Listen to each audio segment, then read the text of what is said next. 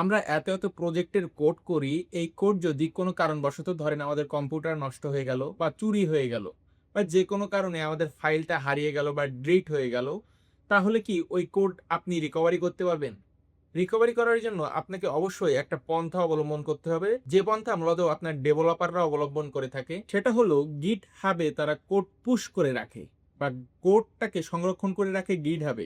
আমরা যারা যেমন গুগল ড্রাইভে অনেক সময় ছবি বা ভিডিও বা যে কোনো ডকুমেন্ট গুগল ড্রাইভে রেখে দিই, ঠিক তেমনই কোডগুলা ডেভেলপারদের জন্য গিট হাবে রাখলে অনেক সুবিধা আছে। আমি বেশি কথা না বলে মূল কনসেপ্টে চলে যাই। আমি গুগল ক্রোম ব্রাউজারে আসার পরে যদি গিটহাব লিখি, github.com এই ওয়েবসাইটে আমি চলে আসলাম। এখান থেকে আপনারা সাইন ইন বা লগ ইন করে নেবেন।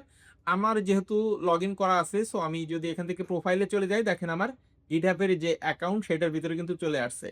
আচ্ছা, এখান থেকে আমাদের মেইনলি রিপোজিটরি একটা তৈরি করতে হবে। রিপোজিটরিতে যদি আপনি ক্লিক দেন, দেন এইখান থেকে আপনি নিউ, এখান থেকে রিপোজিটরি তৈরি করতে পারবেন। অথবা এখানে যে ইউআরএল আছে দেখেন GitHub এর পরে যদি আপনি এখান থেকে নিউ লিখে দেন, তাহলেও কিন্তু নিউ রিপোজিটরি তৈরি করার একটা পেজ চলে আসবে। এখান থেকে আপনারা একটা রিপোজিটরি নাম দিতে হবে, সেটা ইউনিক হইতে হবে অবশ্যই। ধরেন আমি আজকের তারিখ দিয়ে দিই, 28/6/2026। 28/6/2026। একটা জিনিস আপনি খেয়াল করেন, আমি এখান থেকে যে 28 দিয়েছি, 28 এর পরে কিন্তু একটা হাইপেন ব্যবহার করছি।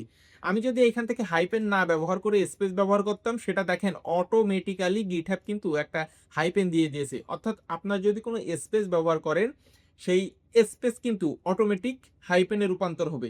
তাই সেভাবে কিন্তু আপনারা দেখে নামটা দিবেন, কারণ আপনাদের নামটা মোস্ট ইম্পর্টেন্ট এবং অনেক বেশি কাজে লাগবে। আমি এখান থেকে নাম দিয়ে দিলাম একটা সেম নামে।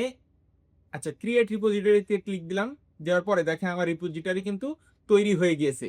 সেম নামে আমার একটা ফোল্ডার তৈরি করতে হবে, সেটার নামও কিন্তু রিপোজিটরির যে নামটা আমি দিয়েছি সেম নামটাই দিতে হবে। এখান থেকে ফোল্ডারে ক্লিক দেওয়ার পরে আমি যদি 28/6/2026 দিয়ে দিই, ফোল্ডারটা দেখেন তৈরি হয়ে গেল।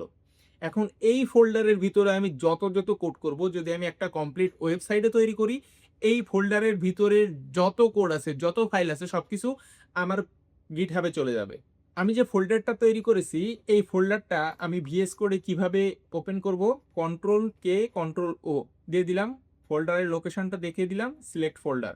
ফোল্ডারটা কিন্তু চলে আসলো। ফোল্ডারের ভিতরে দেখেন index.html যে ফাইল একটা তৈরি করেছিলাম, সেটা কিন্তু আমরা এখান থেকেও নিউ ফাইলে ক্লিক দিয়ে তৈরি করতে পারি। ধরেন এখান থেকে আমরা style.css আরেকটা ফাইল তৈরি করলাম।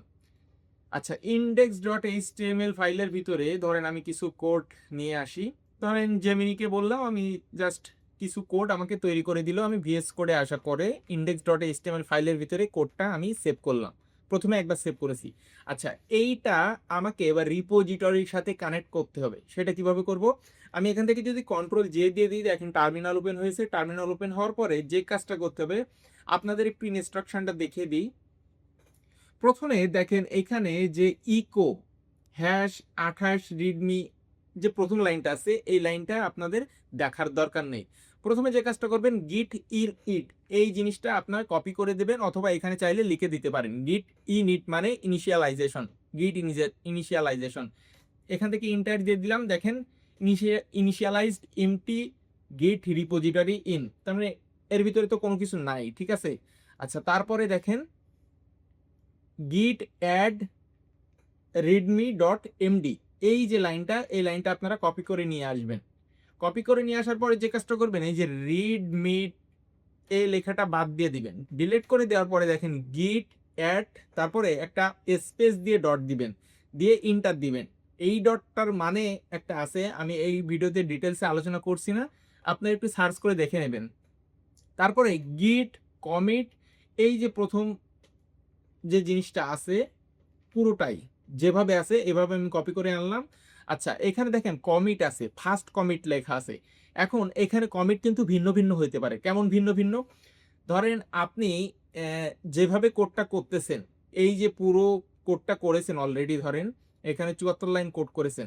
এখন আপনি এভাবে উল্লেখ করতে পারেন যে আসলে কি কাজ করেছেন। কাজের বর্ণনাটা কমিটের ভিতরে উল্লেখ করলে, যখন আপনি কোড কাস্টমাইজ করবেন, ধরেন নতুন কোড সংযুক্ত করবেন, আবার ডিলিট করবেন, তখন সেই কমিটে উল্লেখ করবেন যে আসলে কি কাজ করেছেন, তাহলে আপনার পরবর্তীতে বুঝতে সুবিধা হবে যে আপনি কোন কোড পরবর্তীতে অ্যাড করেছেন, কোন কোড মাইনাস করেছেন। এই কমিট দেখলে আপনার বুঝতে সুবিধা হবে। সেজন্য আপনারা সেভাবে এখানে উল্লেখ করে দিবেন। ধরেন আমি এখান থেকে আপাতত দিয়ে দিচ্ছি যে ফার্স্ট ইন্ডেক্স পেজ দিয়ে জাস্ট আমি এখান থেকে ইন্টার মেরে দিলাম। ওকে, আচ্ছা। তারপরে দেখেন যে লাইনটা আছে এখানে ব্রাঞ্চ আছে, আমি মেইন ব্রাঞ্চের ভিতরেই রাখতে চাচ্ছি। সো এখান থেকে এটা পুরোটাই যা আছে হুবাহু কপি করে দিয়ে দিলাম। ওকে, নেক্সট যে কাজটা করবেন এখান থেকে দেখেন গিট রিমোট অ্যাড অরিজিন এইচটিটিপি, দেখেন এখানে github.com সবুজ হাইপেন আগুন টেক স্ল্যাশ, তারপরে কিন্তু আমাদের যে ফোল্ডারের নাম বা রিপোজিটরির নাম সেটা কিন্তু এখানে আছে। মানে আমার ওই ফোল্ডারের যে সেম নামটা, ওই নামটা কিন্তু রিপোজিটরির নামের সাথে সেম হইতে হবে, না হলে কিন্তু কাজ করবে না। আচ্ছা, এখান থেকে কপি করে দিয়ে দিলাম, হুবাহু দিয়ে দিলাম, এখানে কোনো পরিবর্তনের আপনার দরকার নেই, ইন্টার দিয়ে দিলাম। আচ্ছা, তারপরে দেখেন আপনার এখানে আছে গিট পুশ ইউ অরিজিন মেইন, এই জিনিসটা কপি করে আপনারা এখানে দিয়ে দিবেন। কাজ শেষ, কোড কিন্তু দেখেন গিটহাবে চলে গিয়েছে, এই রিপোজিটরির ভিতরে কোড চলে গিয়েছে। আমরা একটু দেখি।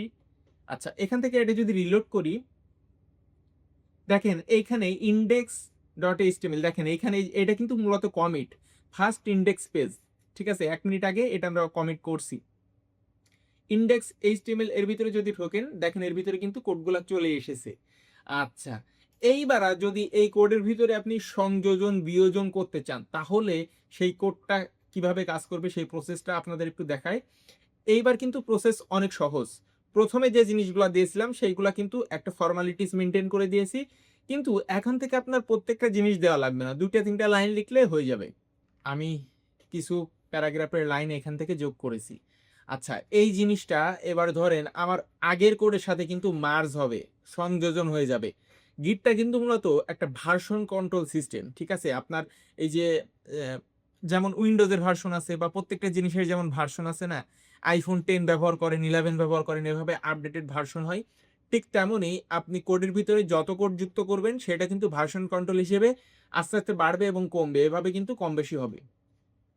এখন প্রতিবারই যে কাজটা করতে হবে আপনার, যখনই আপনি কোড অনেক লাইন লিখলেন বা বাদ দিলেন বা মডিফাই করলেন, মডিফাই করার পরে আপনি যখনই এটা আবার নতুনভাবে যুক্ত করতে যাবেন, যে কাজটা করতে হবে গিট লিখবেন, এখান থেকে অ্যাড দিবেন, তারপরে ডট দিয়ে ইন্টার দিয়ে দিবেন। আচ্ছা, তারপরে যে কাজটা করবেন আপনার কমিট করতে হবে, গিট কমিট হাইপেন দিয়ে এম দিবেন, তারপরে আপনি কি কমিট করতে চান এখানে আমি আপাতত আপনাদের বোঝানোর জন্য সেকেন্ড কমিট এটা দিয়ে ইন্টার দিয়ে দিলাম। তারপরে যে কাজটা করবেন গিট পুশ দিয়ে ইন্টার করে দিবেন, তাহলে নতুন যে আপনি কোডগুলা যুক্ত করেছেন সেটা আপনার গিট হাবে চলে যাবে। আপনি গিট হাবে আসেন, এখান থেকে পেজটা রিলোড করেন, ইন্ডেক্স ফাইলের ভিতরে যদি যান, দেখেন এখানে সিএসএস কিন্তু আমি কিছু লাইন বাদ দিয়ে দিয়েছিলাম, আর এখান থেকে আমি এই যে প্যারাগ্রাফ এখানে যুক্ত করেছি সেটা কিন্তু দেখা যাচ্ছে, এবং এখান থেকে দেখেন কমিটও কিন্তু আছে যে এটা হলো সেকেন্ড কমিট। ঠিক আছে, এইভাবে করে দেখেন এখানে কিন্তু 2 কমিট দেখাচ্ছে। আপনি যতবার কমিট করবেন, কোন কমিটের ভিতরে আপনি কি কি কোড পরিবর্তন করেছিলেন, কি কি মডিফাই করেছেন, সব কিছু জানতে পারবেন, দেখতে পারবেন। সেই জন্য আপনাদের মাস্ট, যারা বিগিনার লেভেলে আছেন তাদের কোড গিটহাবে পুশ করার এই প্রসেসটা মাস্ট জানতে হবে, তাহলে আপনাদের ডেভেলপার হওয়ার যে মিশন সেটা অনেক সহজ হবে। আশা করি ভিডিওটা আপনার কাছে অনেক হেল্পফুল হয়েছে। যদি আপনার হেল্পফুল মনে হয় তাহলে প্লিজ লাইক করে কমেন্ট সেকশনে আপনার মতামত জানাবেন। ফেসবুক বা ইউটিউব পেজ থেকে দেখে থাকলে অবশ্যই সাবস্ক্রাইব এবং ফলো করবেন। দেখা হচ্ছে নতুন ভিডিওতে। আল্লাহ হাফেজ।